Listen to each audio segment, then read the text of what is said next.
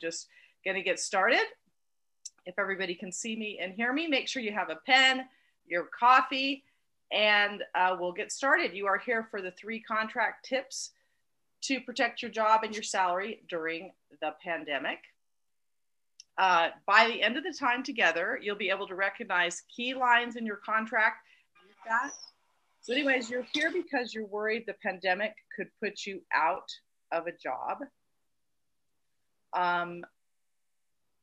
Maybe you're here because the pandemic has already or might soon impact your salary. Or you're here because you want advice from a licensed sports law attorney.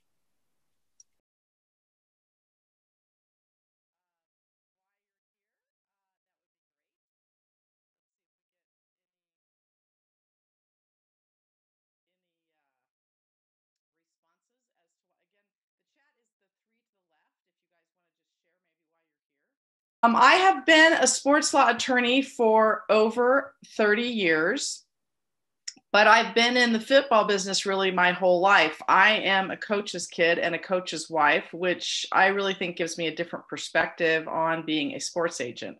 I've successfully represented coaches, athletic director, football staff, NFL players, NFL coaches, and college coaches for my whole career, including UFC fighters, Olympic athletes. So that has allowed me, fortunately, to be exposed to many different kinds of contracts and many different types of situations.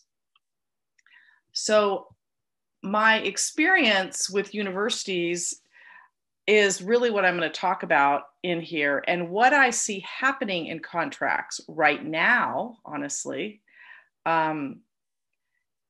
You're the only one who can often fix what's going on along with whoever is representing you. And what always concerns me about many people that I've represented is a lot of times they come to me after they've already signed the contract. Well, it becomes too late, because then what you're doing is you're fixing the problem rather than solving the problem at the front end. And I just want, and I'm always shocked at how many coaches tell me that they didn't read their contract from the beginning, or they didn't know what a lot of the words meant in the contract from the beginning. And that is concerning. If you have to agree to something, at least understand what you're agreeing to. And I think that's one of the tips that maybe is not in the slide deck, but read your contract is probably the number one. If you have a question, ask either the university or ask whoever's representing you if you have representation. Okay, so the first problem that I have seen that is coming up in many contracts is language that ties your paycheck to the head coach being employed there. So let's see, what does that look like? What am I talking about? Well, the language in the contract would say something like, the assistant coaches are employed at will of the head coach and can be hired or fired without regard to the policies at the university and the athletic department, since they are at will. What are you talking about? Well, I'm going to tell you, this actually happened with a client of mine. The client came to me, by the way, after he'd already signed the contract. And I started to do some research.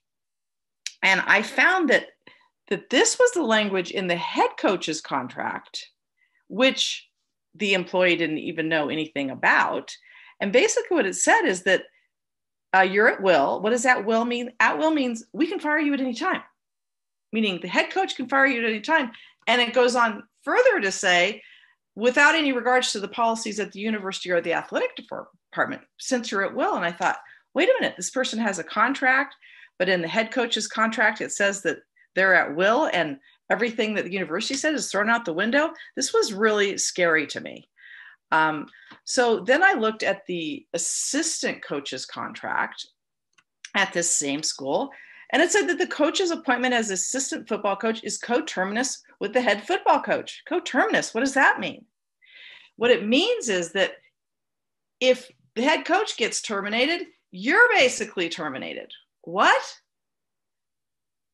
Well, a lot of coaches, what coterminous, I don't understand that. And what they're saying is, and it goes further on in this language to say this, is if the head football coach is terminated, resign, or ceases to perform his duties, whatever that means,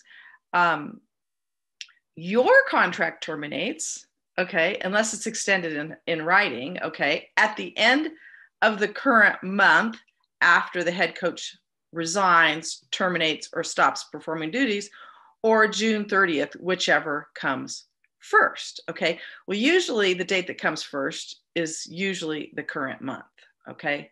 So this was certainly scary because the head coach actually left and went somewhere else and didn't take this particular coach with him, or this coach didn't know whether he was taking him with them. So it's very concerning, any language in your contract that is tied to the head coach, or if you're the head coach and they are doing this to you, I want to tell you, it causes a lot of distrust amongst the assistant coaches, because when this assistant coach found this out and I figured all this out, he told all the other coaches. So not only if you are a head coach, you need to understand what's in your contract and how it impacts your assistant, because that can create a real trust problem if they figure it out. And it's really just completely unfair. The second thing, and maybe some of you have, maybe some of you haven't, have you guys seen force majeure clauses in your contracts? Okay, what's a force majeure clause? That means a certain event happens, like the pandemic or a fire or something, and it makes it so it's impossible to form on the contract. So some contracts already had force majeure clauses on it, and everybody always thinks, oh, we're never going to have to enact this clause. Well, then with the pandemic, that is the clause that universities used to not pay people or reduce people's salary. But in addition to that, let me show you what some universities did do. And this really did happen. Right before the end of one of my clients' contracts, like one day before, the university changes all the language. This is another thing that happens all the time. The next year, when we renegotiate, they make a change in the contract. And it's usually because something happened in the past year and they make a change. So what did they do? They basically put sections in the contract that reduce the coach's salary by the amount of people that were going to be in the stadium or the arena. What are you talking about? What they did is they said, if you look at this clause about 3 down where it says epidemic, okay, there is actually the word epidemic in this force majeure clause. But then, and I would consider COVID, you would be able to say that COVID would be an epidemic. Okay, so that's how it would be. That's the force majeure event. Then it goes on, though, to further identify and be very specific about what we're going to do if this happens, if the epidemic affects these things, results in suspension or interruption of the regular operations of the athletic department. Now, we know that this year, everything was impacted. People were working from home. People were not going to games. So the epidemic did interrupt the operation and business of every athletics department in this country. And then it goes on to say, or results in suspension, interruption, disruption, or cancellation of the team's sporting events. Okay. Or limits audience attendance to the team's sporting events. As we know, that did happen. If you watched any games on TV or your team actually played, you know there weren't people in the stands in a lot of places. So technically, already under this wording, this coach is in trouble. Okay, but it does go on to further identify that this has to go on for 6 consecutive weeks, meaning interrupts the athletic department or interrupts games, okay, has to go on for 6 weeks. And then what we can do is we can put you on a leave without pay period, or we can just terminate your agreement. Leave without pay, that's what it means. It means you aren't going to be working, but we're not going to pay you. They were nice enough to go and see and say, we are going to give you 15 days notice if we do this. but we're not going to pay you. Oh, but we will give you your benefits, which was nice. Now, I'm going to tell you that when this came to my desk, I was like, this isn't good. But the coach was like, well, what am I going to do? Well, I don't know. We can fight it or you can sign it. But this is what this all means. And he ended up signing it because he was afraid he was going to lose his job if he didn't sign it. Now, I will tell you, the university did not end up enacting this, even though all of this did happen, because there is a may in here. But I did not like this. I don't think people should agree to this. Okay. But I want to warn you, this is what's happening. I think it's going to continue to happen. If they didn't get it in last year's contract, they're going to try to get it in this year's contract. So beware if you're a coach. Beware. This is what's coming, because the universities all talk as well. There was more, and there was more into the rest of the contract that further defined leave without pay, but I don't want to spend too much time on that. I just want you to understand, look for this in your contract. Number 3, reassignment clauses. I really don't like reassignment clauses. This is a really great thing for universities to slip into contracts to get out of paying people. And what I mean by that is somewhere buried in your termination without cause section is a reassignment clause. And what the reassignment clause will say is something like this. If the employer terminates you without cause, what does without cause mean? Oh, wow, your team didn't do that well, or your position didn't do that well. We're firing you as the head coach because you didn't win enough games. We're firing you as the assistant coach because your group didn't perform well enough. Okay. So they fire you without cause. Without cause means they're going to pay you the rest of your contract. Okay. But in addition, they'll slip in, we can reassign you to a qualified position for the remainder of the contract. What? Why would they do this? I'll tell you why they do it. The reason why they put reassignment clauses in, they then put you swiping cards at the rec center, knowing that you won't like that job, and thinking, okay, they'll find a different job. Then what happens is they end up resigning, okay, from their new reassigned position, and I don't have to pay them for the rest of the contract. And I have had this happen. A coach was owed about $1 million, and his particular group didn't perform too great. Not that it was his fault. They were rebuilding a program, and they owed him a lot of money. So what they did is they stuck him in an office, and because they wanted to force him to quit or find another job. They wanted him to quit and find another job, so they didn't have to pay him even the usually in a termination without cause section, they pay you the difference between what your new job is and your old job. And often people don't end up making as much money at the next job as they did the previous job, especially if they're making a lot of money. So they sat him in an office. I told him, go sit in the office. And then after about a week, I said, hey, you're creating a hostile work environment for my client. And they got scared, and they ended up terminating without cause, and he did end up getting the money. But I will tell you, he had to be pretty tough to do that. And this is what universities do. They put you in a reassigned position so they don't have to terminate you. I want you to understand that. And you end up quitting. So be careful, get these out of your contract. I see this happening all the time. I think with COVID, it's going to be more and more that they slip these in. Do not agree to them. Solutions. Okay, what can I do if this stuff does get in my contract? One of the things I am worried about for everyone is there was a lot of situations this year where an entire position was devastated by testing positive for COVID. And once they tested positive for COVID, people got fired this year because their group didn't perform as well. They didn't seem to take into account COVID. I have concerns about that. And one of the things I think people should put in their contract, and this is a tip that really you write this one down. I think people should put in their contract, if you have one or more players that tested positive for COVID, the epidemic, whatever it is, or is sick or has an injury, that you at your position, okay, cannot be terminated without cause or with cause.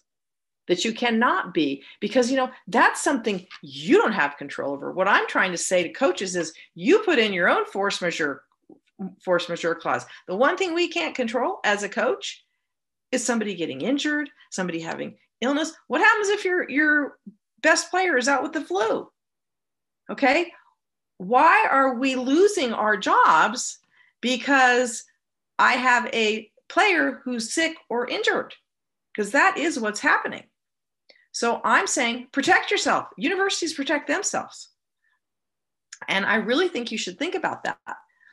Put in something that protects you. If you have a certain amount of injuries or illnesses on your team during a year, you cannot be fired for cause. Let's see if they go for it. But that's one of my ideas for this year.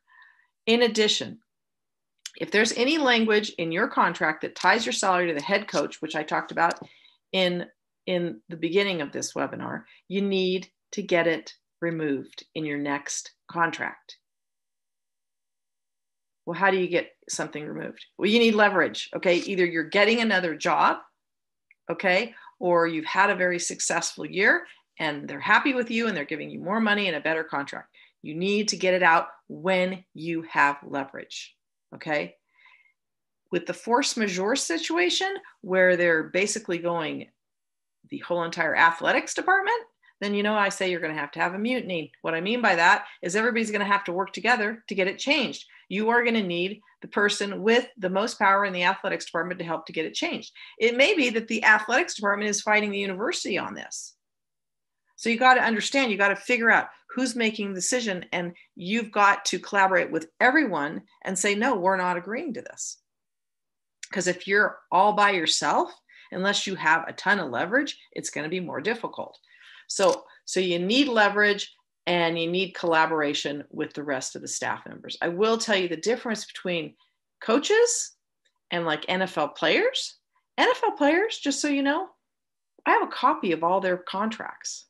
So because of the union, we all share information. And I think one of the things that the coaches need to do a better job of is share information. And I'm talking about wording, because how much you make, that's in USA Today. Okay. I can figure out what people make. It's the words that disturb me. It's the words that all of a sudden somebody's not get paid. They thought they had a 2-year deal. So I think it's important that you also start to share information. I think having a coaches, you have the coaches, the AFCA, but are you really sharing contract information? And you need to do that. Okay, now I'm just going to talk to you a little bit about how I represent people, in case any of you are interested in representation. You may be here because you've been fired before and you found out pretty quickly that you weren't protected. Let me tell you, you need somebody who has your back. That's why I think everybody needs representation, but you really need an attorney.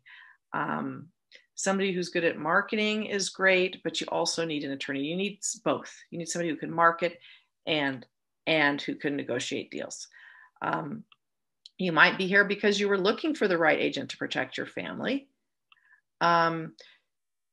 You might be here because you've already been asked to take a pay cut, and a lot of places did require a pay cut. But how you negotiated that matters. Some people got it on the back end. Some people turned things into split dollar life policy. There's lots of different creative ways that, you maybe coach offensive line and there's a certain technique for that. Well, let me tell you, there's a certain way to handle contracts, which is what I'm good at. So hire somebody who's an expert in that area, because coaches aren't experts in contracts. They're experts in football. You need somebody who's an expert in dealing with contracts. Okay, if you're here for any of those reasons, you can continue to stay unrepresented if you want and just go it on your own, or you can start to protect your family. And I want you to know that what I did is I created a program called the Coaches Career Development program. Notice I don't say sports agent in there. Why? Because when I represent somebody, I'm representing your whole family, okay? Your whole family, not just you. And I want to have a long-term plan, a short-term plan, and I want to help you long-term, okay? And I don't want to just represent somebody for 3 months, 1 year, or one deal. I really want to have a long-term relationship because I do believe the more money coaches make, the more protection that you need. So I created this program. Okay, and in this program, this is what you will learn and get. You'll learn how to collaborate with me on a job search. You'll learn how to leverage your network, expand your network, and along with my fabulous assistant, Grace, you'll receive custom job application materials. I do that in a certain way. Contract review, contract negotiation, and contract protection. That is all included. All three of those things are very important. I just did something last week. Well, it took me 50 to 60 hours.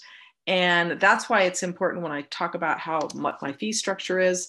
But I was able to protect the person, and they needed protection, and they needed it right then. And you don't know when it's going to happen. You don't know when you're going to have a problem. I don't know when you're going to have a problem, but I'm going to be there when you need me.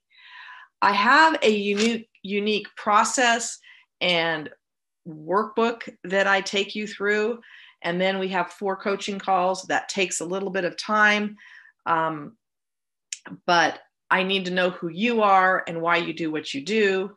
And what I'm talking about, for instance, in that process, and I just want you to look at my logo. My logo says protection, advocacy, and trust. Okay, why does it say that? It's because I'm about protecting people, being an advocate, and a trusted advisor. That's who I am. When I was a kid, I didn't like it when somebody was picking on somebody on the playground. Okay, it wasn't going to happen if I was around.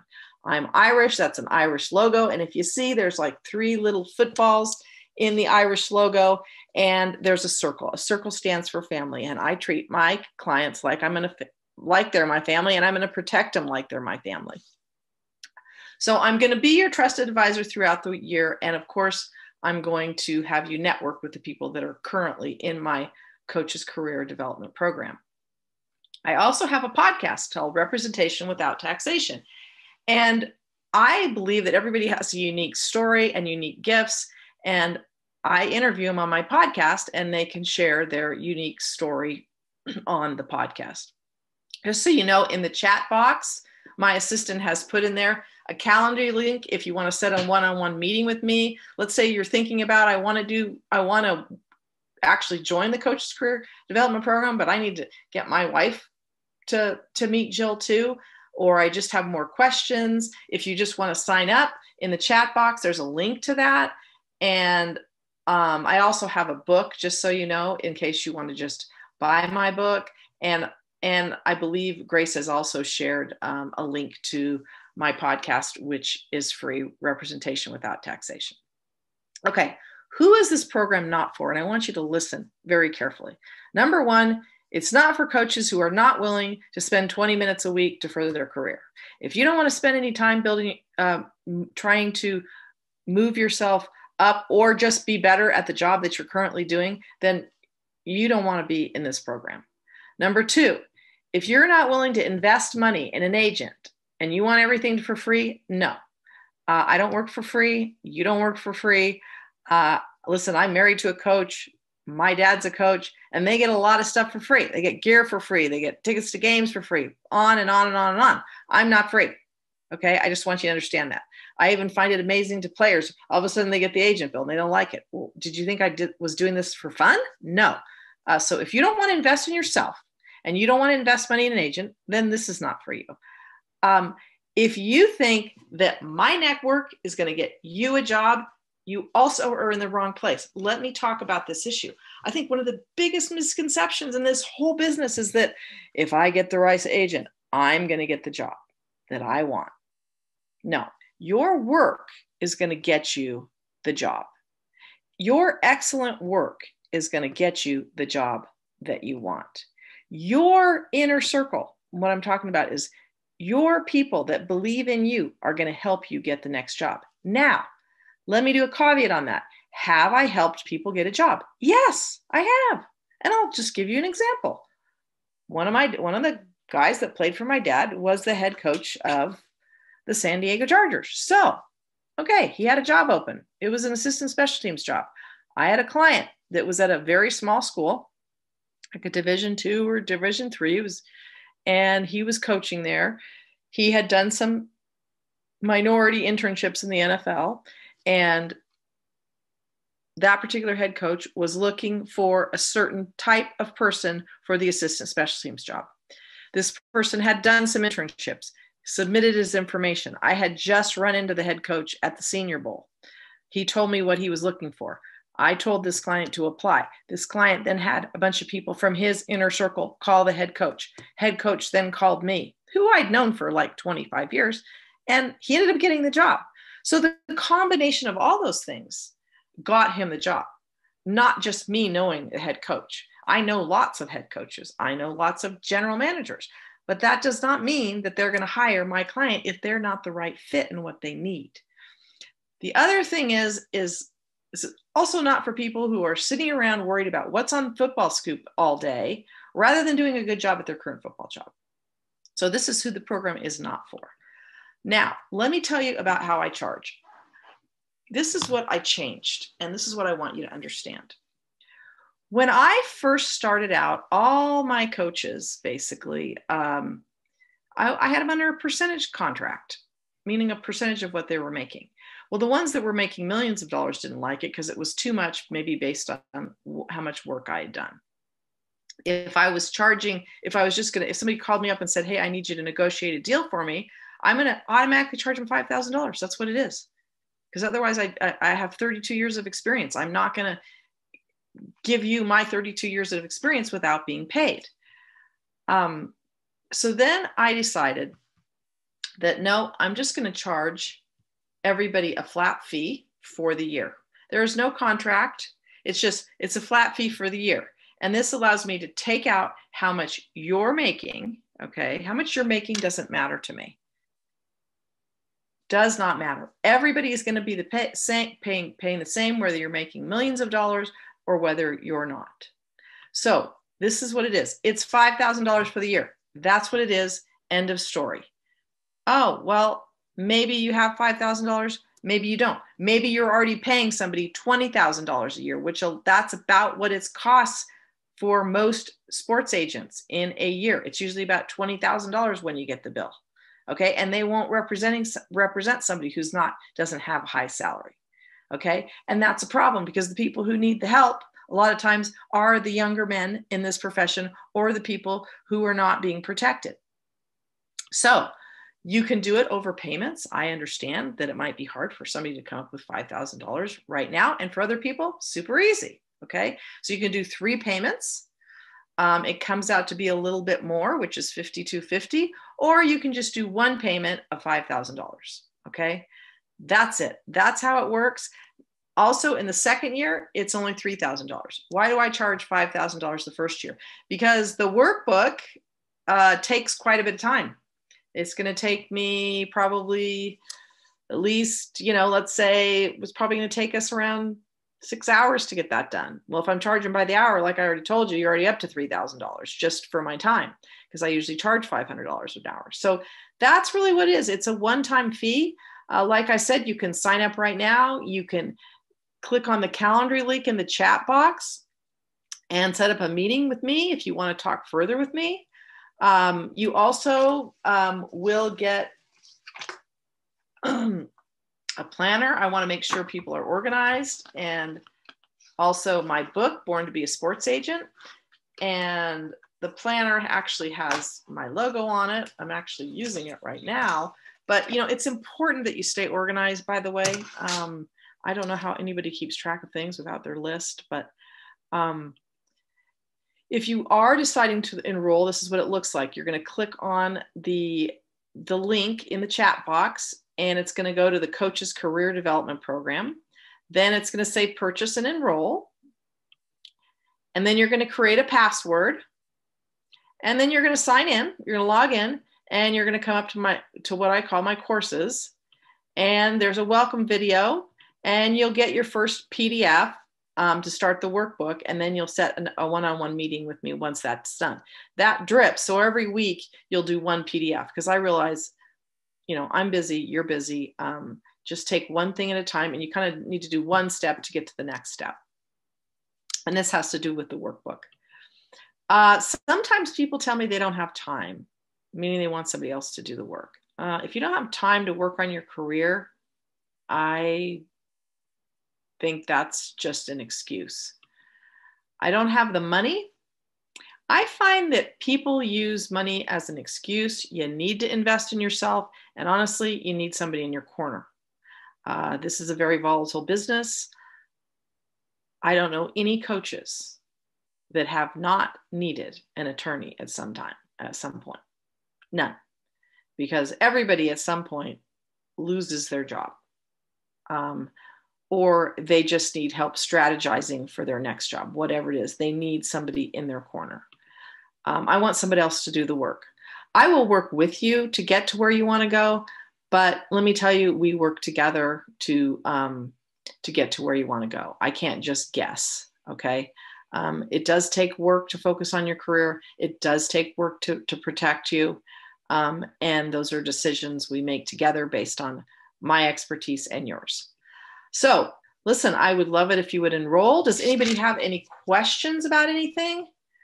And just so you know, questions are going in the chat box.